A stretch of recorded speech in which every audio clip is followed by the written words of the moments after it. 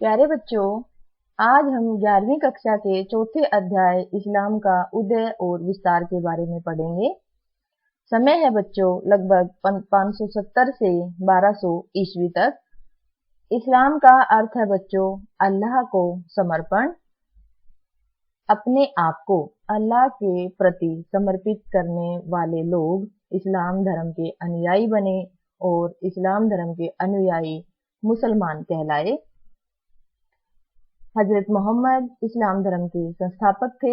उनका जन्म 570 ईस्वी में मक्का के कुरैश कबीले में हुआ और 6ठी शताब्दी में जिस समय का इतिहास हम पढ़ रहे हैं, कुरैश कबीले का मक्का के प्रमुख धार्मिक स्थल काबा पर नियंत्रण था और इस स्थिति का फायदा हजरत मोहम्मद को मिला इस्लाम को स्थापित करने में।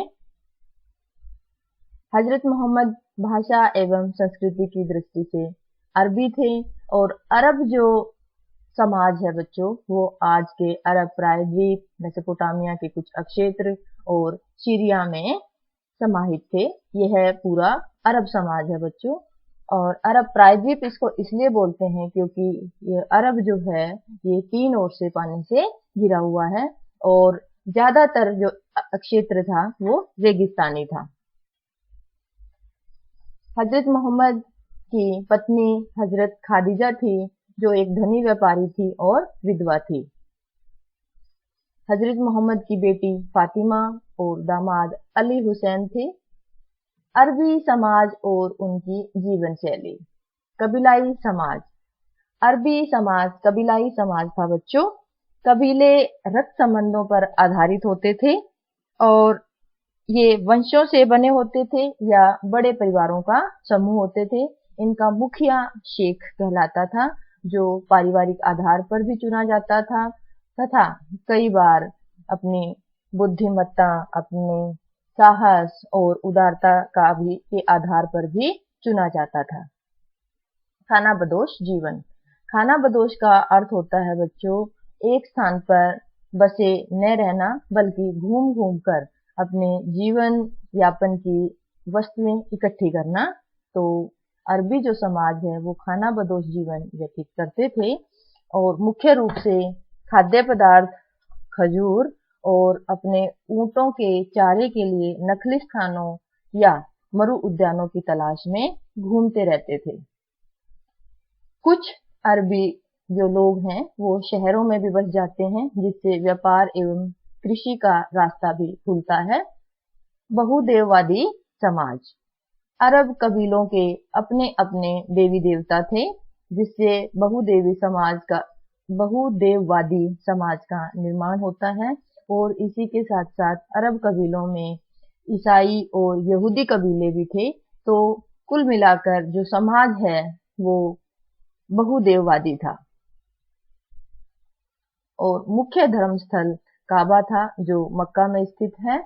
और मक्का जो है, हर साल मक्का में अरब कबीलों से या मक्का से बाहर भी कबीले जो हैं वो धार्मिक यात्रा यानी वर्ष में एक बार इबादतगाह पे जरूर आते थे, जिसे इस्लाम में हज कहा गया है।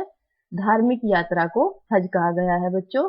और दूसरा जो मक्का की स्थिति थी वो यमन और सीरिया के बीच व्यापारिक मार्ग पर स्थित थी। आप देखिए, ये सीरिया है, ये मक्का और ये यमन। हम आज मक्का के बारे में पढ़ रहे हैं, जहां से इस्लाम का उदय हुआ। तो मक्का में एक तो धार्मिक स्थल था काबा, जिसकी वजह से तीर्थ यात्री मक्का से बाहर भी यहाँ हर वर्ष हज के लिए आते थे। और दूसरा ये सीरिया और यमन के बीच व्यापारिक मार्ग पर स्थित था, तो इससे व्यापारिक लाभ भी मक्का को पहुंचा। तीर्थ यात्रा और व्यापार ने जो है मक्का को एक प्रतिष्ठित स्थान प्रदान किया। और जो खानाबदोश लोग थे अरब समाज के, अब धार्मिक यात्रा के दौरान जो कबीले से बाहर के लोग भी यहाँ आते थे, तो खानाबदोश लोग और स्थायी लोगों के बीच आपस में रीति रिवाजों, विश्वासों का आदान प्रदान हुआ और बातचीत के माध्यम से एक नए युग की शुरुआत हुई। और मक्का के लोगों में जो अल्लाह की जो स्पष्ट अवधारणा नहीं थी, जिसकी बात पैगंबर मोहम्मद ने की थी। एक और चीज देखिए बच्चों कि जो ये हरा रंग है, ये मोहम्मद के अधीन इस्लाम का प्रसार है। इस सारे अक्षेत्र पर जहां पर ग्रीन कलर है, आप ध्यान से देखिए बच्चों, जहां पे हमारा कर्सर चल रहा है, ये सारा जो अक्षेत्र है अरबी समाज का, ये पैगंबर मोहम्मद के अधीन था, जिन्होंने इस्लाम का उदय किया, जिन्होंने इस्लाम की स्थापना की और उसका प्रचार प्रसार भी किया। इस्लाम का उदय और विस्तार में हजरत मोहम्मद को जो ज्ञान की प्राप्ति है, वो मक्का के पास हीरा नाम की एक गुफा में हुआ। 612 ईस्वी में हजरत मोहम्मद ने खुद को खुदा का संदेशवाहक घोषित किया और 622 ईस्वी में मक्का के समृद्ध लोगों के विरोध के कारण पैगंबर मोहम्मद को मक्का छोड़कर मदीना जाना पड़ा और उनकी यह यात्रा हिजरा कहलाई। यहीं से मुस्लिम कैलेंडर और हिजरी सन की शुरुआत होती है। आप मैप पे फिर से देखिए बच्चों, यह मक्का है, जहां मक्का छोड़कर पैगंबर मोहम्मद को मदीना जाना पड़ा और ये यात्रा जो है ये हिजरा कहलाई। इस्लाम की इबादत विधियां और स्तंभ। इबादत, सलात, दैनिक प्रार्थना, 5 वक्त की नमाज इस्लाम में प्रमुख मानी गई है। और इबादत का जो दूसरा तरीका है नैतिक सिद्धांत, जिसमें खैरात बांटना और चोरी न करना शामिल है। 5 स्तंभ है बच्चों इस्लाम के: अल्लाह, नमाज, ज़कात, रोजा और हज करना, साल में एक बार धार्मिक यात्रा करना जो काबा में स्थित है। पैगंबर मोहम्मद की एक धर्म प्रचारक और राजनीतिक नेता के रूप में छवि कैसे उभरती है, आइए पढ़ते हैं। राजनीतिक व्यवस्था की स्थापना की। पैगंबर मोहम्मद ये जानते थे कि जिस धर्म को वो स्थापित कर रहे हैं, उसके मानने वाले लोगों का जो है जिंदा रहना बहुत ही जरूरी है। इसीलिए उन्होंने सुदृढ़ीकरण और सुरक्षा के लिए अपने लोगों को आंतरिक सुरक्षा प्रदान की तथा बाह्य आक्रमणों से उन्हें बचाया। और इस राजनीतिक व्यवस्था को स्थापित करने के लिए मदीना में उन्होंने एक प्रशासनिक इकाई स्थापित की। उम्मा को बड़े समुदाय में बदलना। उम्मा का अर्थ होता है बच्चों कम्युनिटी या समुदाय, और समुदाय विश्वासियों का समुदाय, यानी इस्लाम में विश्वास करने वालों का समुदाय उम्मा कहलाया। और इन लोगों को बड़े समुदाय में बदलने की जो रणनीति थी वो पैगंबर मोहम्मद की थी, और इसके लिए उन्होंने मदीना के बहुदेववादियों और यहूदियों को अपने राजनीतिक नियंत्रण में लाने की कोशिश की। तो इसका अर्थ है बच्चों कि इस्लाम धर्म को मानने वाले लोगों को एक बहुत बड़े समुदाय में बदल दिया पैगंबर मोहम्मद ने। धर्म का परिष्कृत रूप। पैगंबर मोहम्मद ने राजनीतिक नेतृत्व स्थापित करने के साथ साथ अपने धर्म में कर्मकांडों जैसे उपवास और नैतिक सिद्धांतों को बढ़ाकर परिष्कृत रूप अपने अनुयायियों के लिए दिया, ताकि इस्लाम को मजबूत बनाया जा सके। पैगंबर मोहम्मद ने मक्का के काफिलों और नखलिस्तानों, अभी आपको बताया था बच्चों कि मक्का जो है ये व्यापारिक मार्ग पर स्थित था और व्यापारिक काफिले मक्का से होकर निकलते थे, तो उन काफिलों को लूटना और नखलिस्तानों या रेगिस्तान में जो मरु उद्यान है जहां पानी है उसे नखलिस्तान कहेंगे, और नखलिस्तानों पर छापे मारकर जो है लूट मार करना, जिससे राज्य को जो है आर्थिक स्थायित्व दिया जा सके। तो पैगंबर मोहम्मद का ये जो कार्य है मक्का के काफिलों को लूटना और नखलिस्तानों पर छापे मारना, ये है अपने साम्राज्य की आर्थिक जो मजबूती के लिए किया। मक्का को जीतना। पैगंबर मोहम्मद ने मक्का को एक लड़ाई में जीत लिया, जिसके बाद वे एक धार्मिक प्रचारक और राजनीतिक नेता के रूप में उभरे और उनकी प्रतिष्ठा दूर दूर तक फैल गई। पैगंबर मोहम्मद ने अब समुदाय की सदस्यता के लिए धर्म परिवर्तन को एकमात्र कसौटी माना और इस बात पर बल दिया। रेगिस्तान की कठोर परिस्थितियों में पैगंबर मोहम्मद ने अरबों की शक्ति और एकता को महत्वपूर्ण माना। खिलाफत संस्था।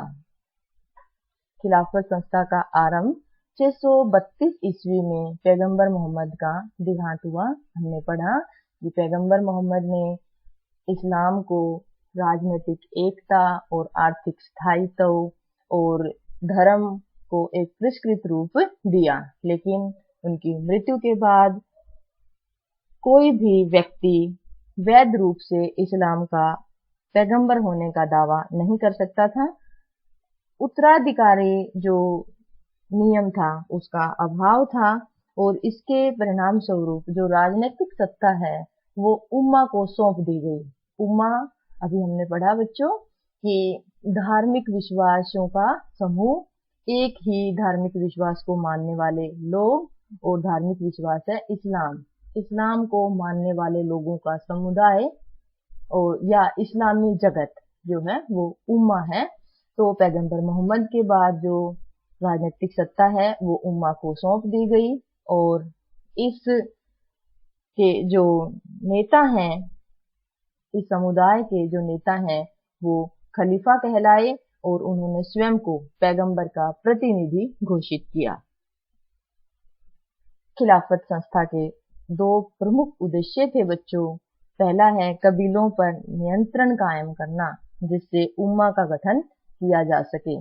ध्यान से देखिए बच्चों, उम्मा का गठन करना यानी इस्लामिक समुदाय को बढ़ाना, जैसा पैगंबर मोहम्मद ने भी किया था कि अपने समुदाय को बड़ा रूप उन्होंने दिया, यानी इस्लाम मानने वाले लोगों को एकीकृत करना, एक समूह में उन्हें स्थापित करना। और दूसरा था राज्य के लिए संसाधन जुटाना और किसी भी राजनीतिक सत्ता के लिए आर्थिक संसाधन जुटाना महत्वपूर्ण होते हैं और ये दोनों कार्य खिलाफत संस्था ने किए।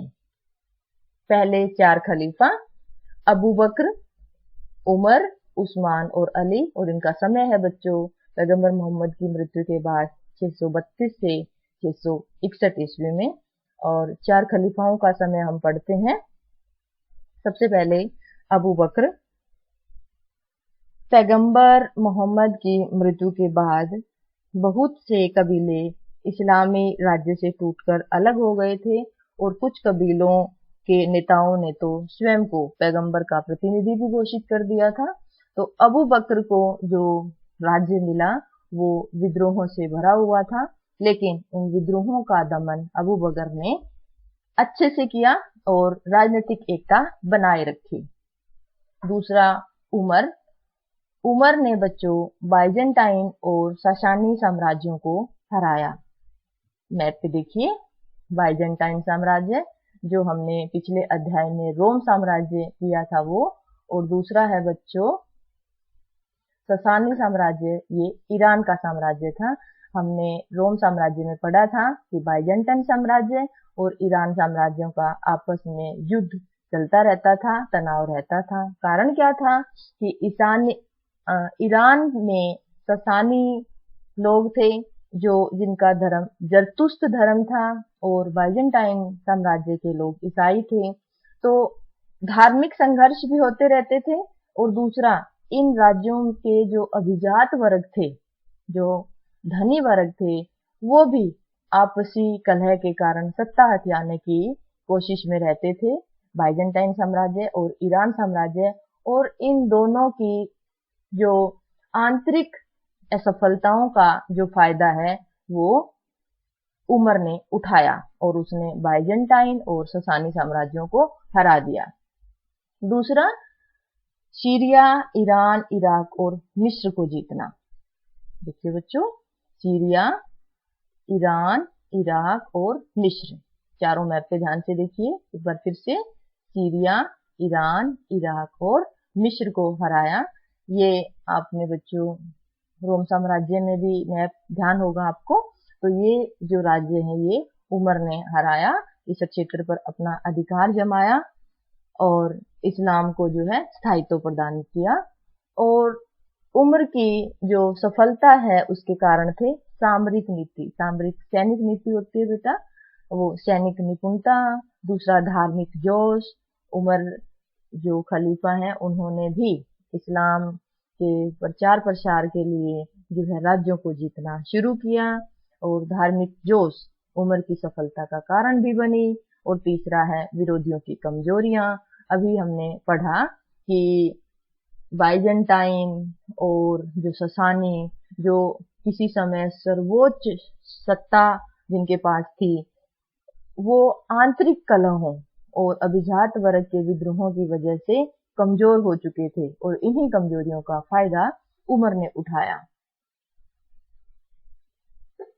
खिलाफत संस्था में जो तीसरे खलीफा हैं बच्चों उस्मान, उस्मान का जो साम्राज्य विस्तार है वो मध्य एशिया तक साम्राज्य विस्तार किया। और उस्मान के समय में जो राजनीतिक विस्तार और एकीकरण जो अरब कबीले का हो चुका था वो अब कायम रहना मुश्किल हो रहा था, क्योंकि राज्य बड़ा हो गया था और संसाधनों और पदों के वितरण को लेकर आपसी झगड़े शुरू हो गए और इससे जो है उम्मा को काफी परेशानी का सामना करना पड़ा। उम्मा की एकता जो है वो अब छिन्न भिन्न हो गई। और आपको ये ध्यान रखना है कि उम्मा की एकता ही राजनीतिक एकता थी। उम्मा का अर्थ क्या था? इस्लामिक समुदाय, यानी जब इस्लामिक समुदाय में ही आपस में फूट पड़े तो साम्राज्य जो है वो बिखरने लगा। और तीसरा कारण बच्चों, जो उस्मान है वो मक्का के कुरैश कबीले से ही संबंधित थे और इन्होंने अपने साम्राज्य में बड़े बड़े प्रशासनिक पद जो हैं वो मक्का के लोगों को दिए, जिसकी वजह से जो दूसरे लोग थे मक्का के अलावा जो समुदाय का हिस्सा बन गए थे अब इस्लामिक साम्राज्य में, उन्होंने उस्मान की हत्या करी, जिसके बाद चौथा खलीफा अली बने। और अली ने जो है मक्का के अभिजात तंत्र का प्रतिनिधित्व करने वालों का विरोध किया। अभिजात तंत्र का मतलब होता है बच्चों धनी लोग। तो हमेशा से ही मक्का के जो अभिजात लोग हैं वो इस्लामिक प्रशासनिक